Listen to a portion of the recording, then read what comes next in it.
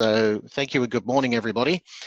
Welcome to the industry briefing for debt collection services.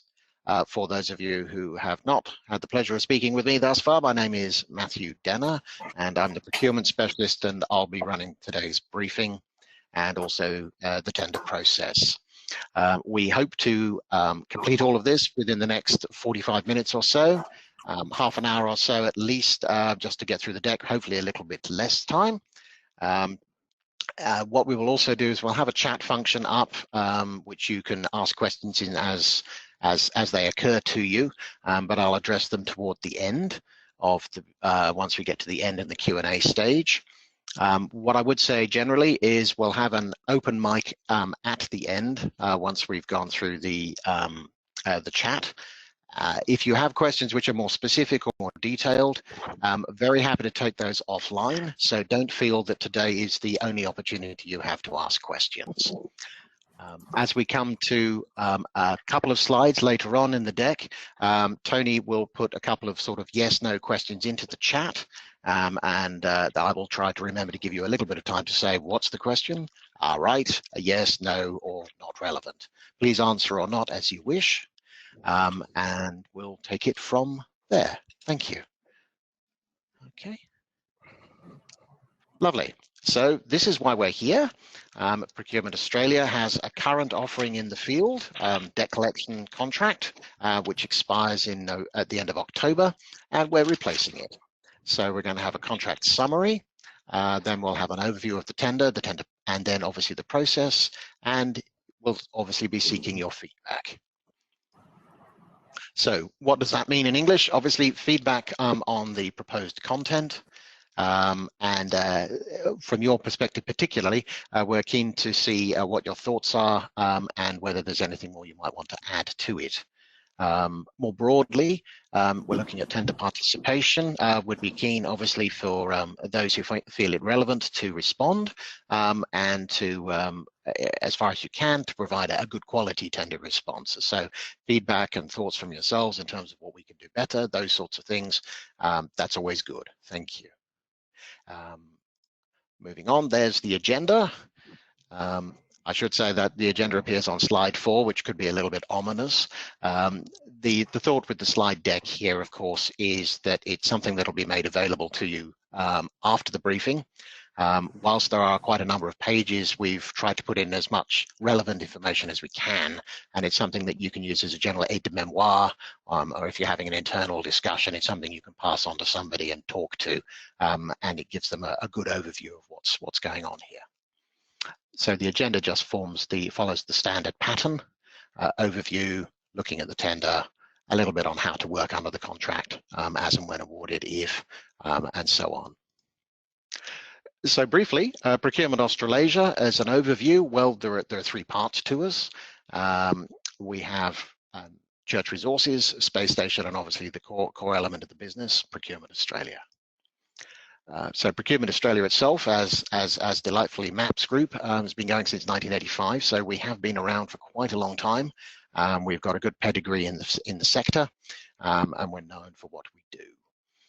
In 2017, we acquired Church Resources, which was the procurement arm of the Catholic Church in Australia, and that gave us access to a large not-for-profit member base to go with the solid core in the local government, utility, and also general business areas that we had prior to that. Building on that, obviously, we also put in a co-working space for our space station in 2018, and that provides the three arms of our business. In terms of what we do, it will be the usual things you might expect from us, and particular relevance here, of course, is the public tendering of standing offer contracts. One of the things that is a selling point for us is that our process and our business generally is quality assured and accredited. The procurement process, I understand, has been compliant with the ISO for, I think, approaching 20 years. And that is something that we are very proud of.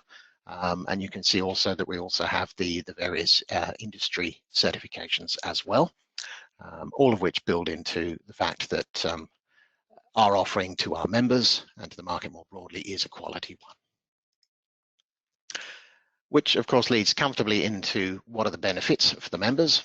Well, look, first and foremost, particularly in the local government space, we're authorised tendering agents under the legislation in Victoria and New South Wales, which means that in terms of them engaging with suppliers who are awarded under the contract, that process is, in most cases, most of the time, is greatly simplified for them, and therefore, inversely, also for suppliers engaging. More broadly, we have a broad product offering. We offer, I think, the best part of 35, 36 different contracts. So it's very much a supermarket approach, which means that members may come to us for our energy offering, for our debt offering, or for IT or office products. And whilst they're in the room, as it were, they can see that there are other things here, and so they have a level of comfort with one of our contracts that they use. And there's an opportunity. It's an easy cross-sell opportunity for them, and it's an easy cross-buy opportunity for them. Also, in the bottom left-hand quarter, there is the flexible contract arrangements. Our contracts are a standing offer, so there are pre-committed members. We'll talk about them. But thereafter, after tender award, any member can opt in at any time during the contract, and that's a straightforward process. So in terms of market, usually there is a solid core market who are of definite interest, and then over time, that can expand. In terms of benefits to potential suppliers, as you can see, a number of those are echoed from the previous page. To reduce the number of RFTs, for example, improved access to PA's members. And then obviously the other thing in the bottom half is we have our own sales team. Now, they are supplier agnostic, of course. We have over 450 suppliers across the 35 different contracts or so that we have. But nevertheless, they are paid to expand the member base and promote all of our contracts through to our members. So if you like, that is a benefit to you. We have a strong national team who are doing that. In terms of contract overview, the contract has the name, Debt Collection Services. It has its own number. In terms of the practicalities and the nuts and bolts, the principal period of 2 years, and then up to 1 year options to extend. The start date for the contract will be November of this year, and it will run for 2 years to October of 2023. The tendered categories, again, to be confirmed, obviously prior to tender, but at the moment we have our mind to have 2, and committed members now are up to 10. So I talked about pre-committed members before. Pre-committed members sign a pre-commitment letter that states their sourcing strategy, definite interest to engage. If you as a supplier engage with them thereafter, or they with you, then any business is, in general terms, is under the contract. Everybody else are opt-in members who can be sought or can engage with you after the event. Just to give you an idea, because 10 seems to be a number, the last time we went to market, we had just under 30 pre-committed suppliers. So our sales team are out and about now, boosting those numbers and seeing where we go with that. And in terms of general usage under the current contract, we have active usage from members. Between about 80 and 100 are active on the contract. So that gives you a general idea. Specifications here. Okay, so the draft specification is obviously, as you can see, is under review. If you'd like to see a copy of that, I'd be very happy to make that available to you. Please just send me an email, and over the next day or two, I'll get that out to you. My details appear at the end of the deck, and again, the deck will be made available to you. As well as obviously sort of the commercial aspect of providing a briefing, we also see this very much as a two-way process. So we allow a fortnight up until the 26th of this month for you to come back to us with your thoughts and any considerations that you may have. We've got a number of things there that we'd be very happy if you would have a bit of a think about it. More generally, in terms of the feedback, I would say that once the tender goes live, then we operate a forum, an online forum, via the system that we use for questions and answers. Prior to the contract going live on the 9th, anybody can pick up the phone at any time within reason and talk to each other. So please do take this opportunity to engage with us, with me, with any questions on any matter relevant to the contract where we might be able to help beforehand. In terms of the broader tender objectives, as you see, delivering the compliant tender under the Local Government Act, providing the outcome that gives members the panel of experienced contractors, and obviously providing an standing offer contract that allows them to run any RFQs or quotes should they need to, as and when they need to.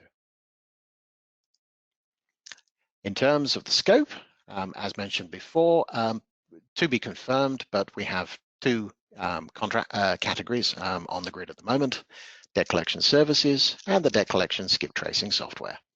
And we'll just look in a little bit of detail at both of those now. So firstly, debt collection services. The overview is basically collections of overdue member council rates, member council sundry debt, and also, to a lesser extent, non-council member debt as well. In terms of the core activities, it's the usual things you would expect to see here. So debtor, ratepayer liaison, skip tracing, negotiation, issuing, and enforcement proceedings. Moving on to slide 17. In terms of the service delivery, again, just the general points here: phone, written representation, and obviously field calls and so on. At slide 18, at this point, Tony's just going to put a question into the chat if you would care to respond or not, as you wish to it. We're looking here at the price model for council rates. And again, the understanding is obviously the standard industry model is there's no charge to councils, so to our member councils, for pre-legal work. However, it's, as I understand it, that there may be an appetite for change amongst the councils, or at least some of them in this space. So if that's true, and I'd be interested to know what the view is, we're interested to know what that might look like. So perhaps how many councils, roughly, sort of 1, 2, some, quite a few, have an interest here, and which states might be affected. So is this particular to New South Wales or Victoria, or a national thought, or not at all? I'll pause just for a minute to give you a bit of thinking time, but please do mull that over as we go. If you don't want to respond at this point, but you are interested, then again, as I say, we have a couple of weeks to have a chat back and forth. So I'm very happy for anything you'd care to share.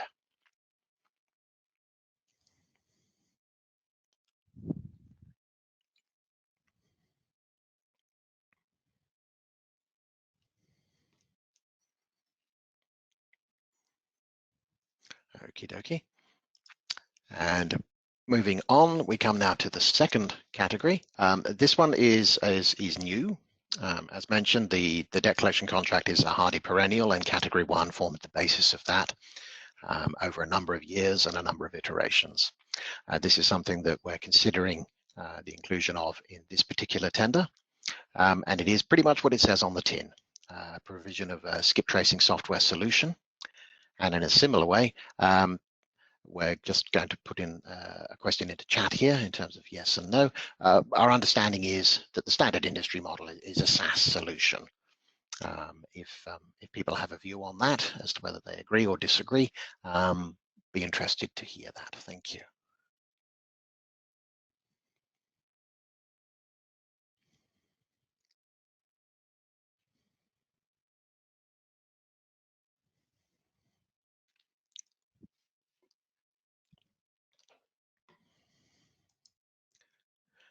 And moving on, thank you.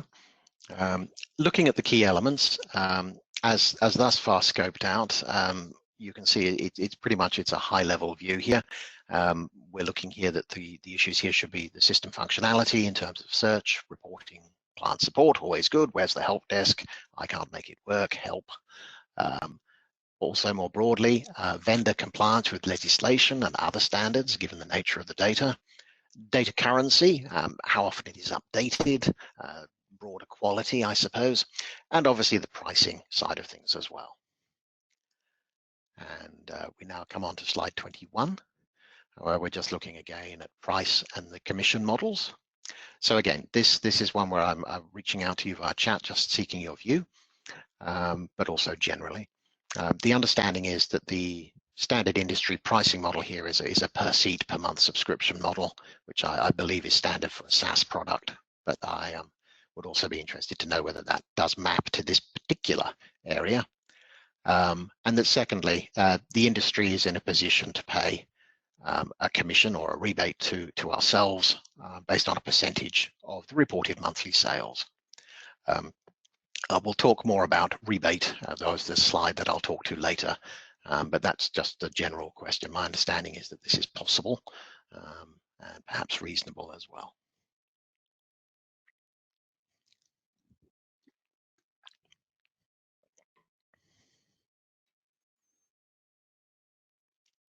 Moving on, we move now to evaluation and award. And again, I should just say that you'll be seeing this deck.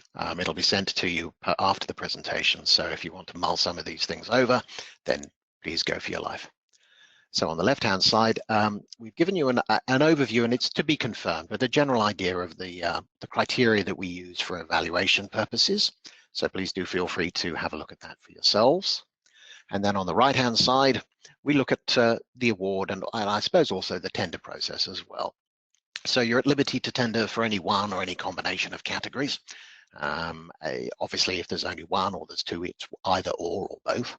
From an evaluation perspective, the award's going to be on a by-category basis, and it'll be awarded on a by-state or a national basis, depending on a number of things there.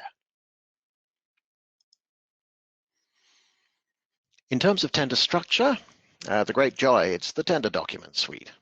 So Part A and Part B are what they say on the tin, basically with regard to the tender process itself, so information and conditions of tendering.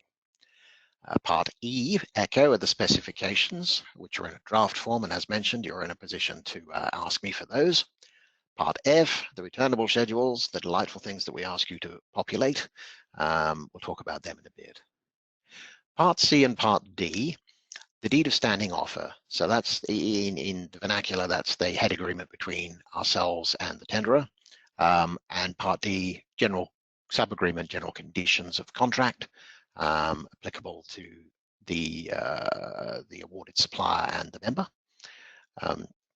With both of those, you do have the opportunity, obviously, to call out and review the clauses and call out anything where they may have an issue.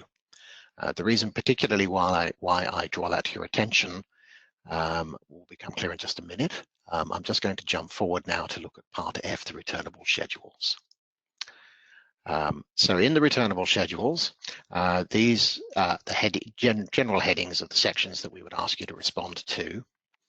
Under Schedule 15 on bottom right, you'll see proposed contract departures.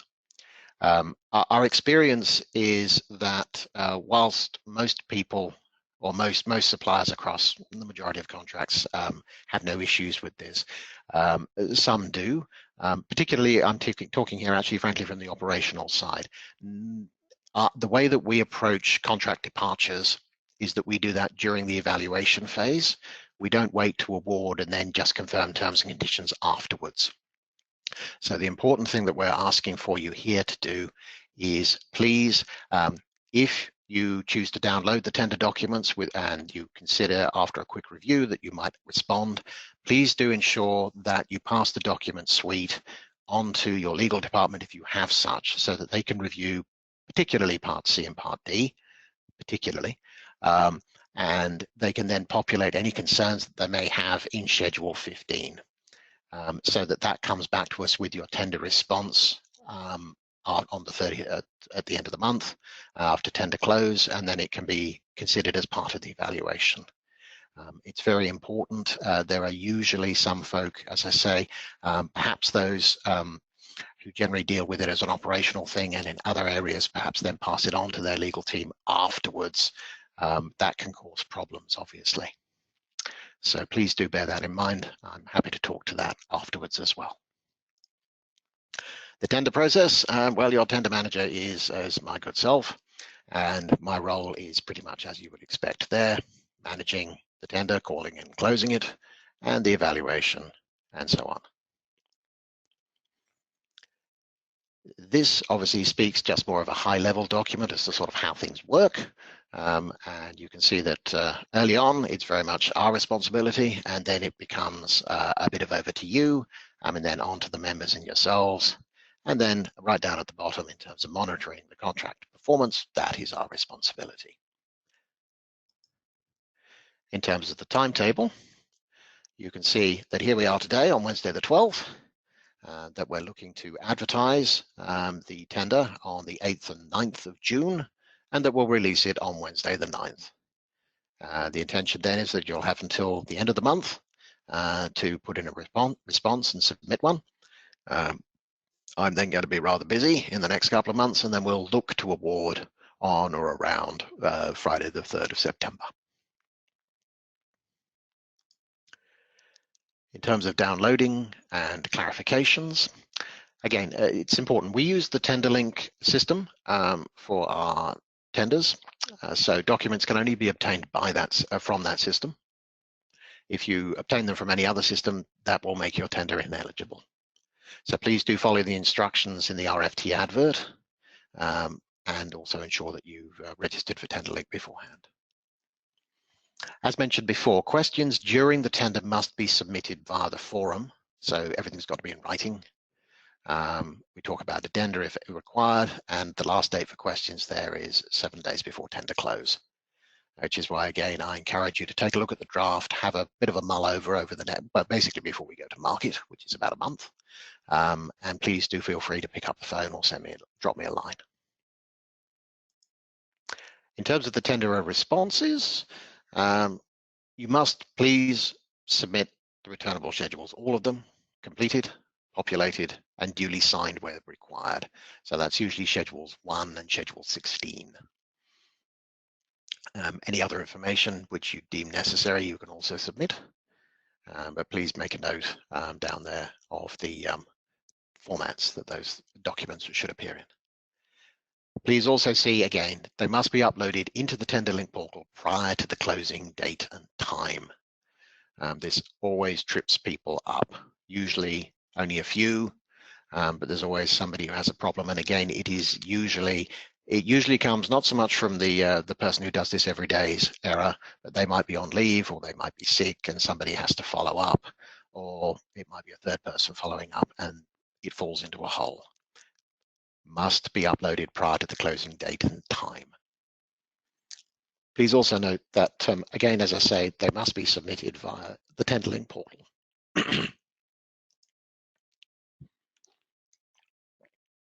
I said before, moving on, sorry, that we would look at the income model. So our model is pretty straightforward for our industry. So the contractor pays a Procurement Australia rebate in accordance with the deed. It's defined as a percentage of GST free sales amount, which is what you can see there. That will be confirmed in the tender documents, so you will be able to see that and make a decision on whether whether that works for you or not. Again, happy to talk about that afterwards and perhaps offline as well, but it's a reasonably straightforward approach. Please also note that the rebate percentages may differ from category to category. A couple of slides here, just sort of practicalities for if you're a tender and if you're in a position to be awarded, how things work from there. I mentioned at the start the pre-committed members, of which there are 10 currently, but we expect a considerable number more prior to going to market. And then the opt-in process for everyone else. So basically, all of our members can be approached by yourself, and we encourage you to do so, and that is a fundamental basis of the contract. We're giving you the ticket that allows you to do that and to give you the quality mark that makes you more attractive to them. Nevertheless, as I say, our sales team will be working on the other end to promote the contract. So the opt-in process, the pre-committed members you can engage with directly, you might consider them warm leads, and you can proceed with them. Opt-in process is everybody else. And as I say, there is an opt-in pro forma letter they need to complete, but our sales team will be very happy to facilitate that process as and when it is relevant. I won't talk in a great deal of detail to this particular slide, but you're welcome to take a look and come back with any queries on it. I believe it's reasonably straightforward. It's the engagement and the invoicing process. So we're almost to the end in terms of tender hints. It's the usual things. Do pardon me. I'm mindful that I have online today some people who know us. And a number of people perhaps who will respond to these sorts of things on a regular basis, but also sometimes there's somebody new to the industry or new to the particular role. So do pardon me, I'm not asking people to try and teach people to suck eggs. So please do answer each question. Please don't refer to attachment. Please do not use abbreviations. You're the industry specialists, and you know your particular vocabulary well. Do please understand. I'm a generalist, so I very much appreciate anything you can do to help me in that space. Also, charts and numbers when suitable. Very happy to receive. Thank you. So in terms of what's next. The draft specification is available in the next day or so for review and feedback. So please do feel free to email me a request, and I'll be happy to let you have a copy. The RFT will be available for download from Wednesday, the 9th of June, from tenderlink.com/Procurement Australia. And if you haven't already, you will need to register with them prior. Those are my tender contact details, so please do feel free to give me a call or drop me a line with any queries that you've got. I'm always very happy to receive feedback from yourselves and any advice on your particular industry. So what we're going to do now is I'm just going to have a quick look at the chat to see if there are any questions in there, and then just for a minute or two. And then from that, I'll then open up the mic, and if anybody has any questions or wishes to ask anything, you'll be more than welcome to do so.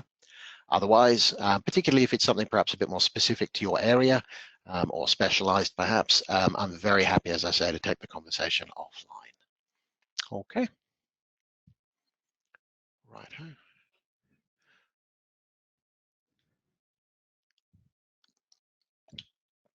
It all seems reasonably quiet. Tony, have you taken everybody offline? Can you unmute everyone, please? And at this point, if you have questions, please feel free to leap in whoever you are, but if you could just state who you are and where you're from when you ask your question. So if there are any, please fire away.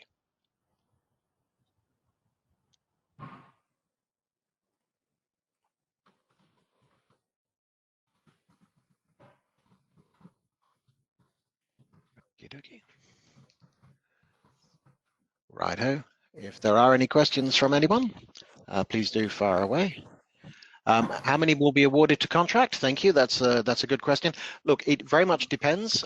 We go to market at a point in time, and we evaluate everybody on the basis of what we get back. So I'm afraid it's very much a piece of string on that one. How long is it? But the view is to put a panel in place as a matter of course, but we're very much dependent, obviously, on the quality of the responses that we get. Thank you. Any other questions?